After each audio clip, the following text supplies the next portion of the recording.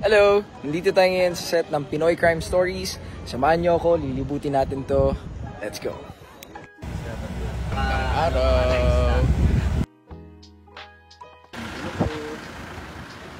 Maganda ang set namin ngayon kasi itong nakikita mo. Kaya mahal ko yung trabaho ko kasi I get to experience a lot of things. Let's say for example, nandito tayo ngayon sa taping na to. Pero nakaka-relax din tayo, na-enjoy din natin yung view. Depende sa scene, depende sa sequences. But above all, I love my work. Action! Pero 4,000 tayo.